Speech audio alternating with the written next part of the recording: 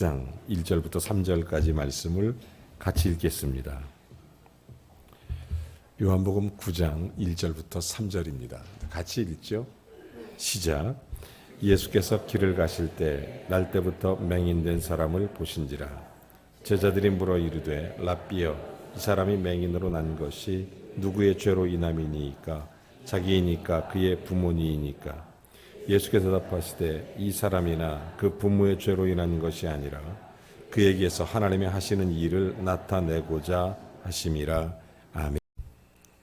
저는 어느 도시에 가게 되면 제가 꼭 방문하고 싶은 장소가 늘 하나 있게 되는데, 그 도시에 있는 미술관 이런 것들을 좀 종종 방문을 합니다. 그 그림을 보면서 그 작가가 나에게 해주고 싶은 말이 무슨 얘기일까 한번 들어보려고 굉장히 애를 씁니다. 저는 미술을 잘 모르고 있기 때문에 그냥 느끼는 대로 이 작품이 나에게 무슨 얘기를 하는지 되게 궁금해서 그냥 들어보려고 애를 쓰고 있습니다. 제가 오늘 이 아침에 여러분에게 그림 한 작품을 소개하는데, 특별히 그 중세 시대의 그 미술은 대부분 기독교와 연결되어 있는 그런 그림들이 굉장히 많이 있기 때문에 제가 중세 시대의 그림들에 굉장히 깊은 관심을 갖고 있습니다. 이 그림은 제임스 와튼이라는 사람이 쓴 소망이라는 작품입니다. 소망. 여러분 잘 보시면 지구 위에 한 소녀가 앉아 있습니다. 남루한 옷차림에 삐쩍 마른 몸으로 지치고 힘든 모습으로 지구 위에 한 소녀가 앉아 있어요. 바이올린을 키고 있는데 바이올린 줄이 다 끊어져 있습니다. 줄이 다 온전해도 바이올린 켜기가 힘들 텐데 지금 줄이 다 끊어져 있으니까 딱 한 줄, 그 남은 한 줄을 가지고 지금 바이올린을 연주하고 있는 것입니다. 얼마나 어렵겠습니까? 그 줄을 가지고 소녀가 열심히 바이올린을 연주합니다. 이것이 소망이라는 작품입니다. 이 작품에서 우리에게 주고자 하는 것은 세상의 모든 인맥의 줄이 끊어지고, 그런가 하면 세상 줄, 사람들과의 관계, 여러 가지 내 삶에 구속되어 있는 많은 부분들이 다 끊어져 내릴 때 배신당하고 나 혼자만 남은 것 같을지라도 하나님과 내가 교통할 수 있는 딱 한 가지 줄만 있으면, 한 가닥 줄만 있으면 우리 인생을 아름답게 노래할 수 있다고 하는 작품입니다. 여러분, 한 가닥 소망의 줄을 갖고 있는 성도, 그 한 가닥 줄을 놓지 않을 수만 있다면 그 사람은 얼마든지 아름답게 노래할 수 있습니다. 여러분, 그 한 가닥 줄은 예수 그리스도입니다. 오늘 성경에 이런 이야기가 기록되어 있습니다. 날 때부터 앞을 보지 못하는 사람입니다. 모든 소망이 끊어진, 삶의 의미를 여러 가지로 잘 느끼지 못하는 힘든 그런 인생을 가진 사람. 그는 얄궂은 운명으로 자신을 저주하며 살아왔습니다. 그러던 어느 날 예수님께서 길을 가실 때 이 소경을 보시고 그에게 이야기하게 됩니다. 그때 제자들이 예수님에게 이런 질문을 던집니다. 1절, 2절 본문에 보니까, 자, 예수께서 길을 가실 때 날 때부터 앞을 보지 못하는 시각장애자 된 사람을 보신지라. 그러니까 제자들이 이렇게 질문을 합니다. 자, 선생님, 이 사람이 자기 죄 때문에 앞을 못 보는 겁니까? 아니면 부모의 죄 때문에 앞을 못 보는 겁니까? 라고 질문을 하는 것입니다. 아마 이 제자들은 그 당시 유대인들의 사고방식, 아마 그런 방식으로 생각했을 것입니다. 일반적인 생각이죠. 어떤 사람이 고난을 당하는 것은 그 부모나 또 자기 자신의 죄의 결과, 업보일 것이다, 인과응보일 것이다, 이렇게 이해하고 있었던 것입니다. 지금 그의 불행의 문제, 그의 인생의 소망이 끊어진 것 같은 그런 아픔의 삶을 살고 있는 그 사람에게 그들이 바라봤던 제자들의 시각, 누구의 죄 때문이냐? 본인이냐? 아버지냐? 이렇게 질문하는 겁니다.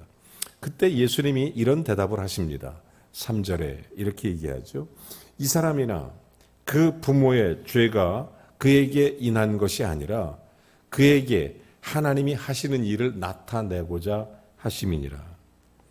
여러분, 그에게 하나님께서 하시고 싶은 일, 여러분, 사람들은 이 맹인을 운명적 존재로 이해하는 것입니다. 이 맹인을 바라볼 때 사람들은 불행한 사람, 운명론적으로 보는 겁니다. 왜 저렇게 태어나서 저렇게 힘들게 살까? 그런데 놀랍게 예수 그리스도의 대답은 달랐습니다. 그에게 지금 무한한 가능성, 운명적 존재로 단정하지 않고 그에게 완전히 새로운 인생의 눈을 열어주는 것입니다. 사람들은 다 얘기했습니다. 저는 맹인이다. 예수 그리스도는 이렇게 얘기합니다. 저에게 하나님의 일을 나타내고자 하심이니라. 사랑하는 여러분, 이 말씀은 예수 그리스도가 불행한 모든 운명의 사람들에게 삶의 의미와 창조의 가치를 부여하는 말씀입니다. 저는 오늘 이 아침에 여러분의 삶에 어떤 모습, 어떤 문제가 있어도 오늘 이 주님의 음성을 듣고 새로운 창조의 삶의 의미를 회복하는 거룩한 시간이 되기를 주의 이름으로 축원합니다. 모든 불행을 숙명론적으로 해석하는 불교 혹은 유교, 이 영향을 많이 받은 우리 한국 사람들, 맹인으로 태어난 불구자, 이 사람들을 볼 때 평생 동안 인생을 저주하며 힘들게 살아가게 된다는 것, 이것을 당연지사로 생각하는 그런 사람들이 되게 많이 있습니다. 지금도 대부분의 많은 사람들이 어떤 인생고의 문제를 겪게 되면 업보로 생각하기도 하고 인과응보로 생각해서 다 그렇지, 마치 제자들처럼 저거 자기 죄 때문이냐 아니면 부모의 죄 때문이냐 질문을 던져가면서 사는 것입니다.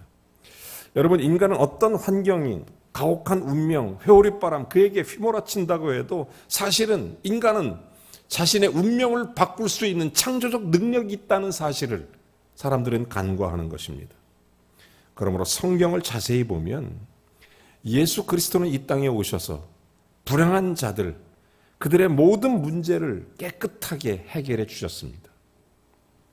그들로 하여금 그들의 운명에 맡겨 살지 않도록 그리스도는 우리에게 전혀 새로운 눈을 열어주시는 그런 은혜를 부어주셨습니다. 나중에 바울이 그걸 깨닫고 그런 얘기를 하죠. 그리스도 안에 있으면 새로운 피조물이다. 새로운 운명이 생겼다. 새로운 삶이 시작됐다. 이런 고백을 하게 되는 것입니다. 여러분, 그래서 우리로 하여금 운명이 아니라 우리에게 주어진 삶에서 하나님 앞에 놀라운 인생을 바꾸고 아름답고 선한 삶을 살아갈 수 있도록 우리를 이끌어내시는 하나님의 놀라운 영적인 은혜가 임하게 되는 것입니다. 마태복음 11장 28절과 29절에 보면 이런 말씀이 있어요. 수고하고 무거운 짐진 자들아 다 내게로 와라. 내가 너희를 쉬게 하리라. 그러면서 이렇게 이어서 말씀하신, 나는 마음이 온유하고 겸손하니 너희는 내게 나와 배우라, 이런 얘기를 합니다. 그러면서 나의 멍에를 메고 내게 배우라. 그리하면 너희가 쉼을 얻으리라. 예수 그리스도의 멍에를 메는 것, 그러므로 예수 그리스도 안에 있으면 어떤 멍에든 참된 인생의 새로운 눈이 열린다는 것입니다. 인생의 새로운 운명이 생기는 거예요. 완전히 바뀌는 겁니다. 여러분, 인간은 모든 문제가 그리스도 안에서 이루어지고 해결된다는 걸 볼 수 있습니다. 여러분, 그리스도가 가는 곳마다 병든 자가 고침받았습니다. 예수 그리스도가 가는 곳마다 배고픈 자가 해결됐으며 또한 슬퍼하는 자에게 위로가 임했습니다. 그리스도는 가난한 자에게 부요함을, 실패한 자들에게 성공적인 삶으로 바꿔주신 것입니다. 쓸모없는 인간을 쓸모 있는 인간으로 바꿔주시는 분이 그리스도이십니다. 완전히 바꿔주세요. 하지만 예수님은 저들의 문제 해결 방법이 이 세상과 세상의 방법과는 전혀 차원이 다른 해결 방식으로 우리에게 오시는 겁니다. 여러분, 오늘 성경 말씀 잘 아시죠? 날 때부터 맹인됐던 그 사람. 세상은 그렇게 얘기합니다. 저거 다 이유가 있겠지. 저건 누구의 죄 때문인지. 제자들조차도 그렇게 얘기합니다.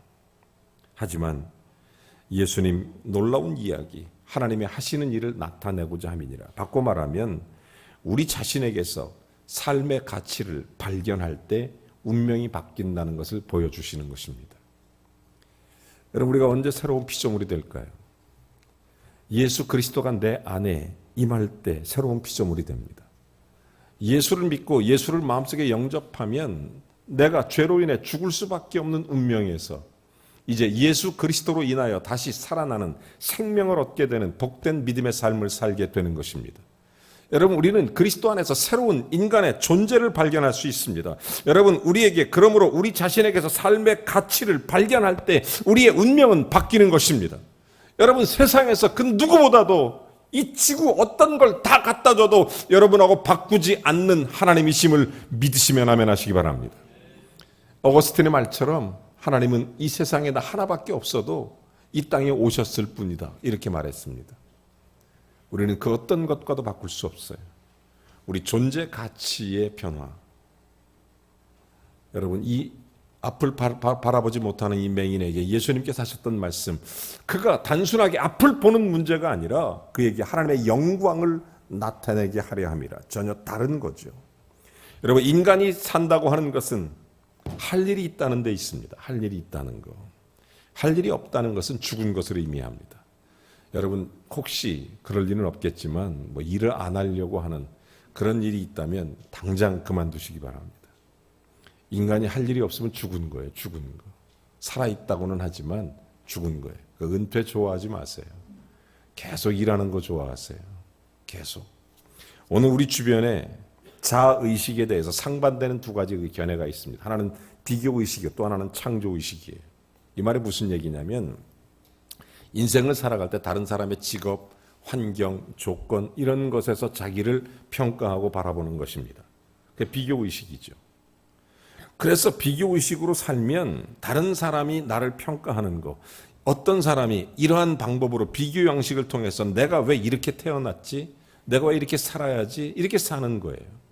여러분, 제자들도 그랬습니다. 이 사람은 누구의 죄냐? 왜 이렇게 맹인으로 태어났느냐? 비교의식으로 보니까 그렇게밖에 안 보이는 것입니다.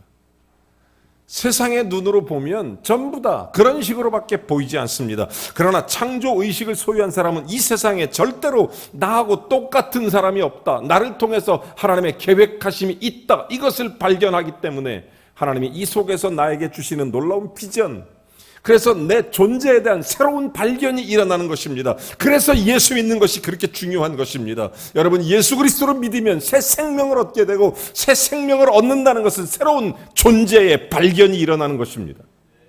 그냥 내가 아니라 내 안에 계신 그리스도와 함께하는 나인 것입니다.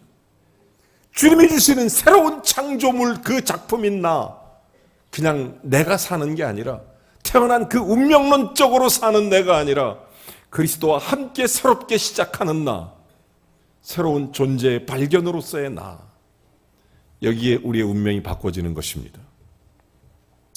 인간이 살았다고 하는 자각, 여기서부터 출발하는 거예요.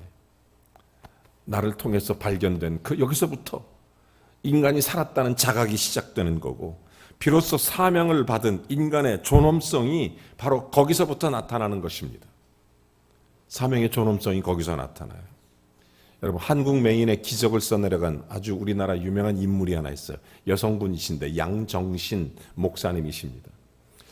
이분이 원래 7살 때 시각을 잃어버립니다. 맹인이 돼요. 그러니 그때 당시만 해도 한 100년 전의 일이니까, 지금부터. 그때 당시만 해도 집안에 그 조그만한 여자아이가 갑자기 시각을 잃어버리니까 집에서 재수 없다고 쫓아냈어요. 얘가 문 앞에서 울면서 앞을 보지 못하는 이 어린 양정신이 갈 데도 없고 하니까 집 앞에서 추위와 떨고 있는데 그 지나가는 개들이 그에게 그냥 따뜻하게 체온을 높여준 거예요. 그렇게 울고 있는 아이를 우연히 지나가는 여자 전도사님 한 분이 그 아이를 발견한 겁니다. 그리고 그 아이에게 이런 얘기를 해줘요. 성경 말씀을 하나 읽어주는데 시편 27편 10절 말씀을 읽어줍니다. 내 부모는 너를 버렸지만 하나님은 너를 영원히 버리지 않으시니라. 이 양정신 어린 이 여자아이가 그 말을 듣고 마음속에 눈물을 흘리면서 하나님께 이런 질문을 던집니다. 하나님, 나는 앞도 못 보는데 쓸모없는 나도 필요하신가요? 하나님, 나는 앞을 보지 못하는데 하나님, 나도 필요하신가요? 이런 질문을 던지는 것입니다. 여러분, 내가 살아서 못하겠냐고 속으로 그런 생각하고 살았던 이 어린 양정신, 이렇게 살아서 뭐하냐, 운명론적으로 살 수 없는 그런 아이, 집에서 쫓겨난 그 아이, 그는 질문을 합니다. 하나님, 내가 쓸모가 있나요? 나 쓸 데가 있나요? 하나님이 그때 이런 얘기를 합니다. 얘야, 너는 눈이 안 보여서 네 눈은 별로 쓸데 없구나. 하지만 너는 눈 빼고는 다 멀쩡하구나. 그 생각이 문득 든 거예요, 이 어린아이에게. 그래서 그 아이가 하나님 앞에 그런 음성을 듣습니다. 너의 눈은 안 보이지만 너의 입으로 얘기할 수 있고 내 귀로 들을 수도 있으며 내 삶의 자리에 전혀 다른 모습으로 너는 인생을 살아갈 수 있고, 이 양조씨는 그때부터 이 전사님을 따라가 새롭게 공부도 하고 새롭게 인생을 개척해 나갑니다. 그러면서 여러분, 한국 최초의 여자 목사가 되기도 하고, 그런가 하면 여러분 잘 아시는 이화여대 교수 되시고, 이분이 쓴 책이 아주 유명한 책이 있어요. 내 평생 소원 이것뿐이라는 책. 아마 제 또래의 목사님들이라면 대부분 이 책을 한 번쯤은 다 읽어봤을 양정신 목사의 책. 서울의 유명한 우리나라 젊은이들에게 가장 큰 영향을 주는 3.1교회의 창립자, 이분이세요. 이분이 맹랑이십니다. 앞을 보지 못하지만 여러분, 예수 그리스도를 믿으니까 그 안에서 그의 존재 가치를 새롭게 발견하게 된 것입니다. 우리의 인생에 자기의 존재가 새롭게 발견될 때 우리의 운명은 전혀 다른 인생을 살게 되는 것입니다. 지금 이 모습이 아니라 내가 태어날 때부터 맹인된 사람, 제자들은 똑같이 맹인으로밖에 보지 않습니다. 누구의 죄 때문인지, 저 사람 형편이 어떤지, 저 사람 환경이 어떤지, 저 사람 비교의식 속에서 저 사람은 어떤 인생을 사는지 이렇게만 바라보는 것입니다. 그러나 예수 그리스도는 말씀하십니다. 저에게 하나님의 하시는 일을 나타내고자 하심이니라. 여러분, 이게 예수 안에 있는 운명입니다. 예수 믿으면 그리스도 안에 새로운 피조물로 예수 그리스도 안에서 우리는 전혀 새로운 영적인 삶을 살아가게 되는 것입니다. 환경을 뛰어넘으시기 바랍니다. 삶의 문제를 전부 다 뛰어넘고 극복할 수 있습니다. 창조적인 삶을 살 수 있습니다. 사랑하는 여러분, 우리가 그리스도 안에 산다는 것이 바로 이런 거예요. 사람이 쓸 수 없다고 내버린 부스러기 같은 모습의 인간, 고장난 인간 같은 어린 양정신, 그가 예수 그리스도 안에서 자기의 존재를 새롭게 발견했을 때, 그때 비로소 그의 운명론적 삶은 바뀐 것입니다. 오늘도 주님은 여러분에게 말씀하십니다. 사랑하는 내 아들과 딸아, 이렇게 얘기해요. 내가 너를 택하고 지명하여 불렀나니 너는 내 것이라. 이렇게 말씀하십니다. 지금도 하나님은 여러분을 보실 때 그렇게 보십니다. 이 세상에 하나밖에 없어도 나를 사랑하실 분이십니다.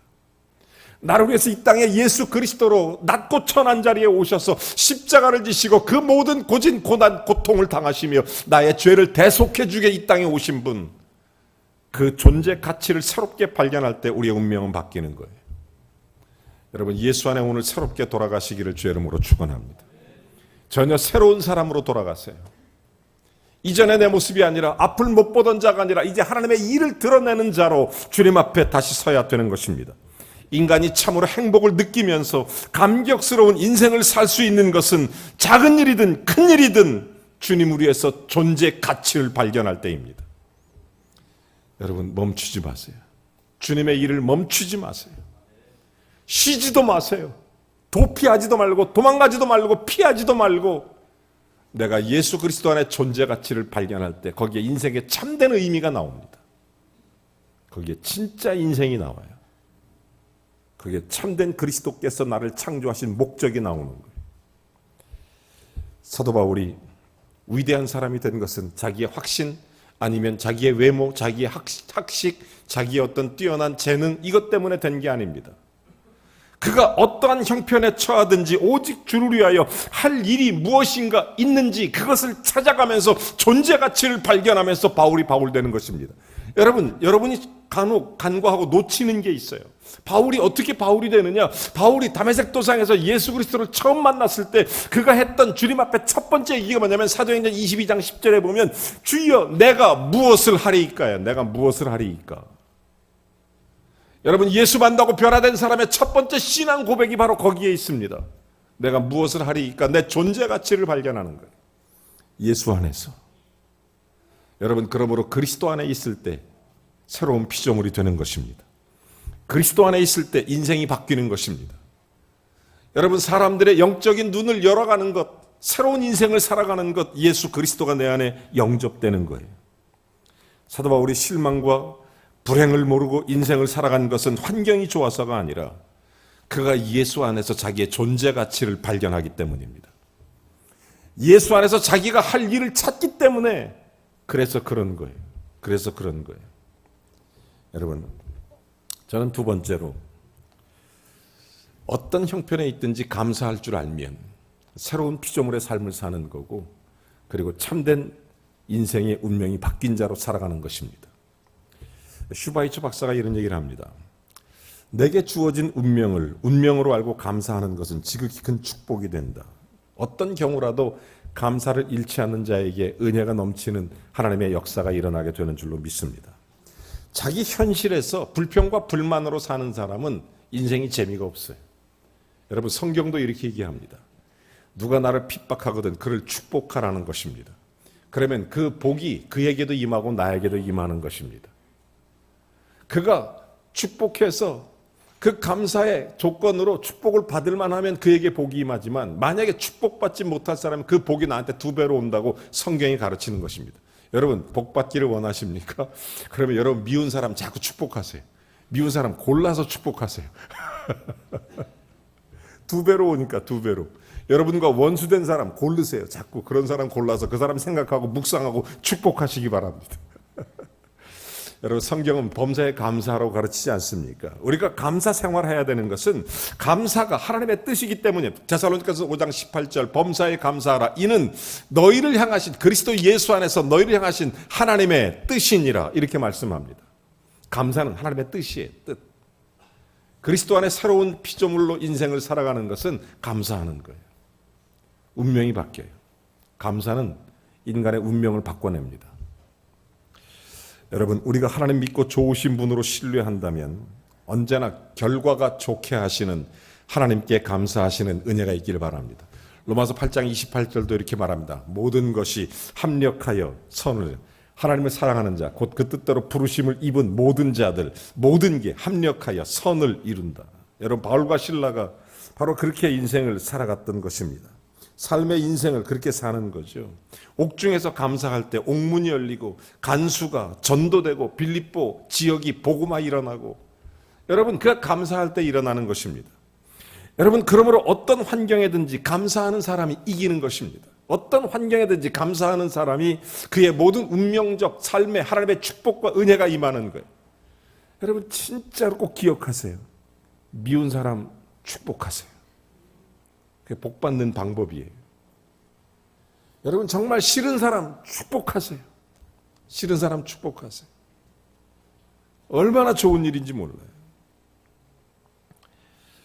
우리나라 대통령이 미국에 가셔서 의회에서 연설하는 것을 저도 생방송으로 지켜봤습니다.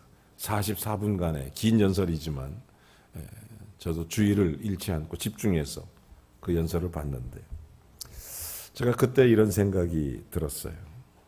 우리나라는 정말 전쟁의 상흔이 있지만 이런 전쟁의 상흔 속에서 이 나라를 발전시키고 부강케 하신 하나님께 정말 감사를 돌리지 않을 수 없었어요. 좀 하나님께 감사했습니다. 하나님 너무 고맙고 좋더라고요. 그러면서 저는 미국의 역사를 한번 생각했습니다.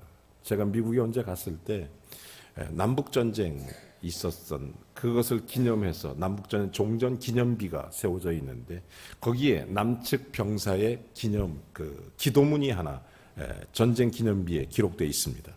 제가 번역을 해보니까 이런 거예요. 무엇이든지 얻을 수 있는 힘을 달라고 하나님께 기도했으나 나는 약한 몸으로 태어나 겸손히 복종하는 것을 배웠노라. 큰 일을 위해 건강을 요구했으나 병을 얻어 더 좋은 일을 할 수 있게 되었노라. 부자 되어 행복하기를 원했으나 나는 가난한 자 됨으로 오히려 믿음으로 부유하게 되었노라. 새도 부려 만민의 권세를 받기 원했으나 나는 세력 없어 하나님을 의지하게 되었노라. 삶을 즐기기 위해 온갖 좋은 것을 다 바랬지만 하나님은 내게 생명을 주사 모든 것을 즐길 수 있게 했고 내가 원하고 바라는 것은 하나도 받지 못했으나 은연중 나는 희망찬 것을 보았으니 나는 부족하지만 내가 간구하지 않던 더 좋은 것으로 다 응답이 되었노라. 제가 그런 생각이 들었어요. 고통과 절망이 변해서 기쁨과 감사가 되는 것, 예수 그리스도 안에서 가능한 일입니다. 여러분, 세상은 감사할 수 없어요.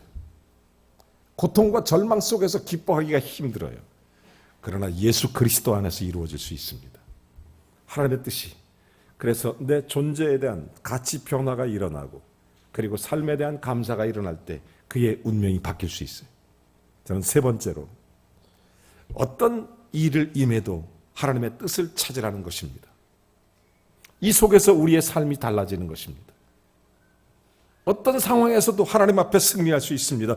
인간이 참으로 나를 알고 나를 사랑하고 나를 용납하고 나를 성숙시키기 위해서는 예수 그리스도를 반드시 만나야 합니다.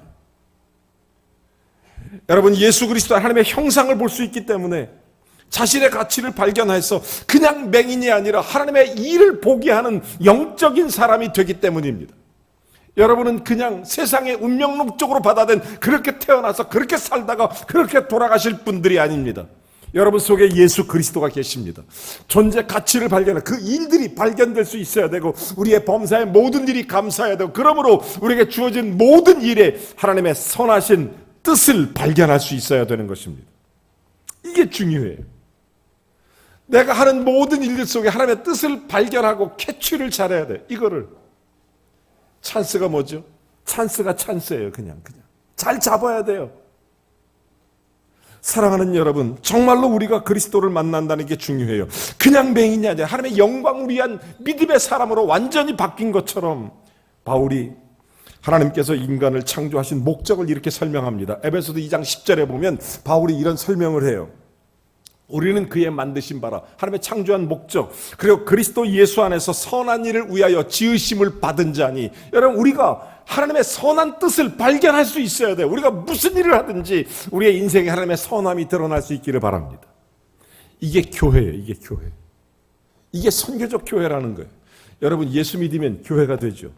예수 믿으면 그리스도가 내 안에 계시니까 예수 그리스도의 터 위에 내가 세워지니까 그게 교회 아닙니까? 그러므로 그리스도의 선한 일들이 우리 속에 나타나야 되는 것입니다. 그게 선교적 교회예요. 예수가 내 안에 계시니 내가 예수를 전할 수밖에 없고 예수를 나타낼 수밖에 없고 예수를 살아낼 수밖에 없고 그게 바로 선교잖아요. 선교적 삶이 되는 거예요. 그러므로 우리가 그리스도의 선한 일을 위해 지으심을 받았으니 이 일은 하나님이 전에 예비하사 우리를 그 가운데서 행하게 하려 하심이니라. 창조의 목적이 내 안에 그리스도가 드러나게 하기 위함이다. 하나님의 영광을 나타내게 하기 위함이다. 여러분, 그러므로 하나님께서 우리에게 친히 하신 말씀, 맹인으로 보는 것이 아니라 그 안에 하나님이 하고자 하는 일을 나타내고자 하심이니라. 여러분, 하나님의 창조 목적이 우리의 인생에 드러나는 것이 성공입니다. 내 삶의 하나님의 창조의 목적, 주님께서 내게 원하시는 인생의 모든 열매를 나타내는 것이 그게 바로 성공입니다. 여러분, 세상의 부와 명예가 성공이 아니라 내 존재의 변화를 발견하고 감사하면서 내 속에 주의 뜻이 일어나 그 속에 하나님의 창조의 목적이 성취되는 것, 이것이 은혜죠. 여러분, 바울이 이런 얘기를 해요.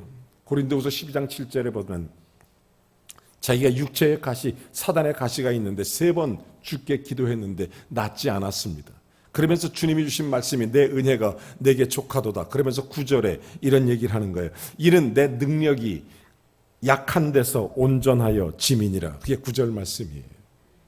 사랑하는 여러분, 우리 속에 예수 그리스도의 약함이 오히려 온전해질 수 있는 방법이에요. 그러므로 우리의 어떤 고난이 와도 그 속에 하나님의 뜻을 발견하면 여기에 온전함이 찾아오는 것입니다. 거기에 온전함이 생기는 거예요. 바울은 질병의 가시를 받습니다. 이 고통이 제거되는 것이 그가 원하는 바였지만 하나님의 뜻은 그 가시가 그의 몸에 그대로 있는 것이 하나님의 뜻이었습니다. 대신에 그 가시로 인해서 하나님의 온전함이 나타나는 것이었습니다. 오히려 주님을 드러내는 거예요. 이게 바로 영적인 하나님의 뜻을 발견하는 놀라운 방법이에요. 여러분, 인도의 성자라고 불리는 간디가 그런 얘기를 합니다. 고난은 인생을 하나님께로 이끈다. 간디도 그런 얘기하는데, 예수 믿는 사람이 고난 가운데 하나님을 발견하지 못하면 이건 말도 안 되는 거예요. 여러분, 정말로 넌 크리스찬도 고난 가운데 하나님을 바라본다는데 안 그래요? 그분이 이런 얘기도 해요. 인류의 모든 역사 가운데 위대한 사람은 인생의 수없는 고난을 통해서 하나님께 나아갔던 사람들이다. 이런 얘기를 합니다. 간디 얘기입니다, 이게. 지옥 가는 길이 넓고 천국 가는 길은 좁고 협착하다. 이런 얘기예요. 우린 우리에게 고난이 임할 때 곧 회개의 기회임을 깨닫기를 바랍니다. 그러므로 내 속에 하나님의 뜻을 발견하는 것이 은혜입니다. 우리의 인생의 삶에 하나님의 뜻을 발견하고 사는 게 가장 큰 축복이에요. 여러분, 저는 이런 생각합니다. 고난이 임한다는 게 어떤 때는 참 감사해요. 너무너무 감사해요. 여러분, 고난이 있음을 정말 감사하시기 바랍니다. 왜?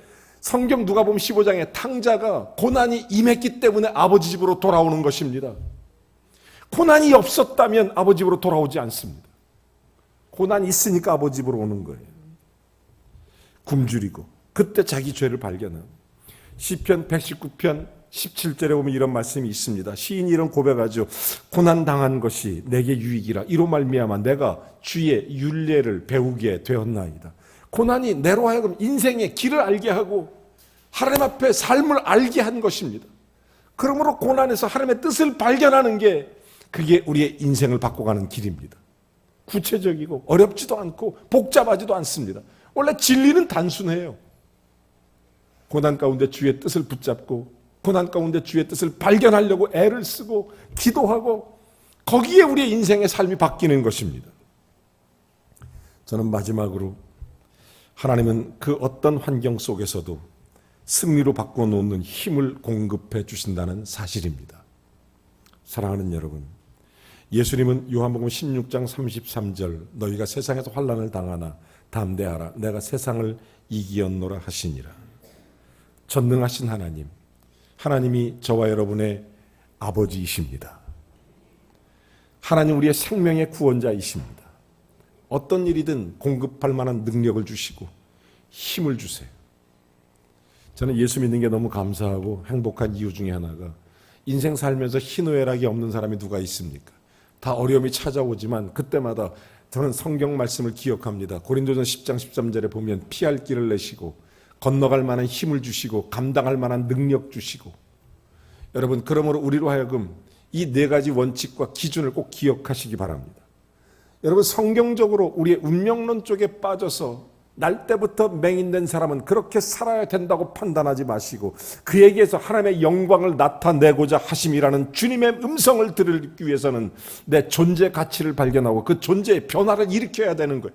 내 속에 예수가 계시다. 내 속에 하나님이 계시다. 나는 예수를 믿는다. 그래서 나는 혼자가 아니라 그리스도와 함께하는 사람이다. 그래서 존재가 변화가 일어나니까 범사에 감사할 수 있어야 되고 그 속에서 어떤 고난이든 주의 뜻을 발견할 수 있어야 되며 그 속에서 언제나 하나님이 공급하시는 주시는 능력에 힘이 있다는 것을 믿고 담대함으로 나갈 때 가시면류관이 승리의 면류관으로 바뀌게 되는 거룩한 역사가 일어나게 될 줄로 믿습니다. 여러분, 성경 빌립보서 4장 13절은 바울은 그래서 이런 얘기를 하죠. 내게 능력 주시는 자 안에서 내가 모든 것을 할 수 있느니라. 여러분, 새로운 인생을 창조한 사람들이 너무 많이 있습니다. 고난 때문에 새로운 인생이 만들어진 사람들이 너무 많이 있습니다. 인생은 다 스토리가 있어요. 모든 인생의 성공에는 전부 다 스토리가 있습니다. 고난은 인생을 새롭게 만들어줍니다. 겁내지 마세요. 놀라지도 마세요. 두려워하지도 마세요. 하나님이 나와 함께 하십니다. 언제나 주님이 여러분을 붙들어 주십니다. 예수 붙잡고 내 존재의 변화를 발견하십시오. 내 안에 예수가 있구나. 내가 예수를 믿는구나. 범사에 감사하고 주의 뜻을 찾으며 하나님의 도우심을 믿고 믿음의 힘찬 발걸음으로 일어나서 달려갈 길을 달려가는 은혜가 있기를 주의 이름으로 축원합니다.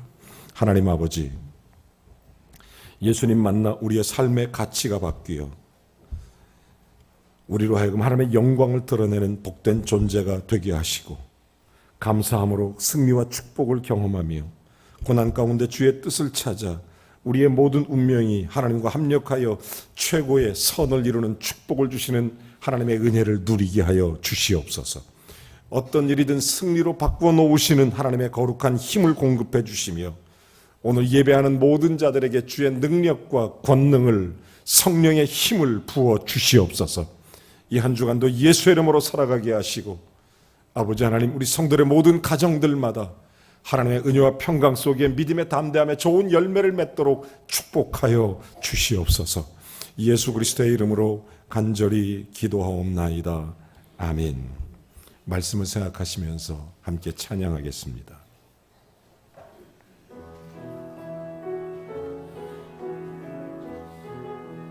주님,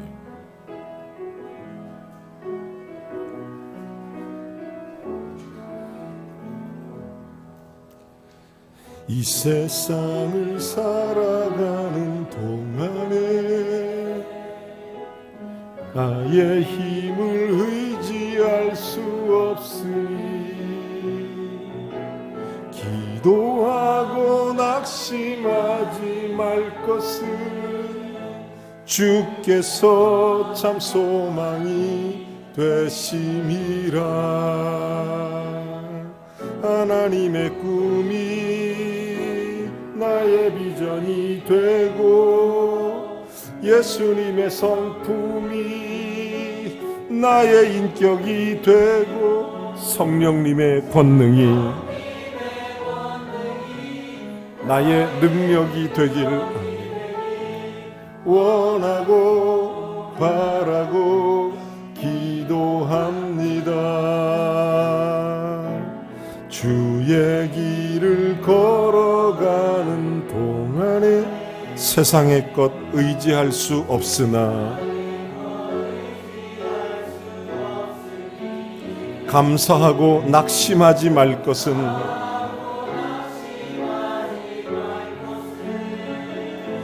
주께서 참 소품이 되심이. 하나님의 꿈이 나의 비전이 되고 예수님의 성품이 나의 인격이 되고 성령님의 권능이 나의 능력이 되길 원하고 바라고 기도합니다.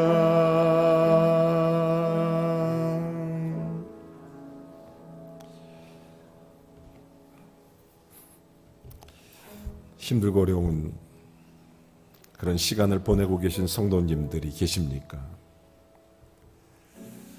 지나가는 맹인 보고 제자들이 했던 얘기처럼 그런 마음과 그런 눈으로 여러분의 인생을 바라보시는 분이 계십니까? 오늘 제가 정말 주님의 사랑으로 정말 간절히 여러분에게 말씀드리고 싶습니다. 여러분의 인생에 하나님의 일들이 새롭게 일어나기를 바랍니다. 이 시간 예수님을 마음속에 모셔드리고 예수와 함께 새로운 인생을 살아가시기 바랍니다. 예수와 함께 일어나시기 바랍니다. 예수와 함께 집으로 돌아가시기 바랍니다. 예수와 함께 손잡고 걸으시길 바랍니다. 모든 것을 합력하여 선을 이루시는 주님 붙잡고 이 시간 기도했으면 좋겠습니다. 여러분의 연약함을 고백하며 주님 나를 도와주셔서 주님이 나와 함께하사 모든 것이 합력하여 선을 이루시는 하나님의 뜻대로 주께서 영광 가운데 임하게 해 주옵소서. 같이 기도하겠습니다. 자비로우신 하나님 감사합니다. 주님 도와주시고 함께 해 주시옵소서. 주님 함께 해 주시옵소서. 주님, 오 주님, 오 주님, 오 주님, 오 주님, 우리 사랑하고 귀한 성도님들, 영육간에 아프고 상하고 지치고 아버지 연약한 성도님들, 또한 삶의 비전과 방향에 갈등과 방황 속에서 힘들어하는 우리의 성도들, 오늘 예수 그리스도 안에서 새롭게 시작하고 새롭게 출발하고 그리스도와 함께 참 전 존재의 인격적 변화와 주님의 승리의 아름다운 역사를 날마다 경험하도록 축복하여 주시옵소서. 주님 주시옵소서. 예수님의 이름으로 기도하옵나이다.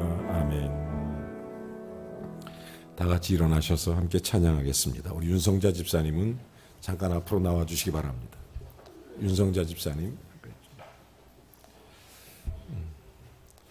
돌아오는 수요일에 베트남으로 선교 또 단기 선교로 출발하게 됩니다.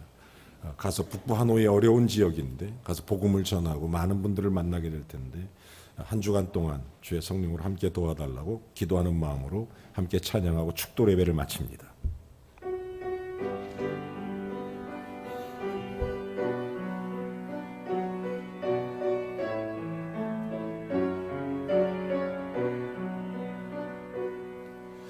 너의 가는 길에 주의 조가 있으리 평강의 왕 함께 가시니 너의 걸음 주 인도하시리 주의 강한 손 널 이끄시리. 아멘. 너의 가는 길 주의 축복 있으리. 아멘. 영광의 주 함께 가시니 내가 밟는 모든 땅 주님 다스리리. 너는 주의 길 예비케 돼 주님 나라 위하여 주님 나라 위하여 길 떠나는 나의 형제여 주께서 가라시니 너는 가라 주의 이름으로 거칠은 광야 위에 꽃은 피어나고 세상은 내 안에서 주님의 영광 보리라. 강하고 담대하라. 세상 이기신 주 늘 함께 너와 동행하시며 내게 새 힘 늘 주시리. 아멘.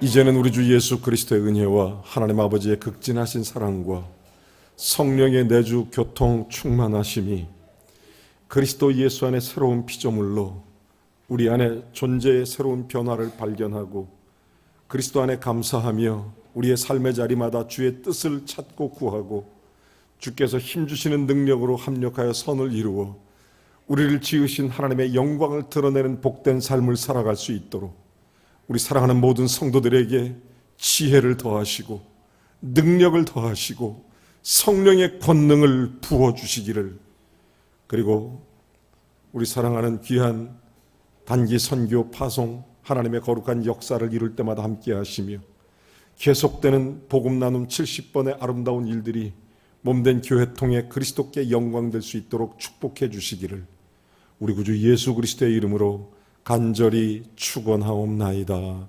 아멘.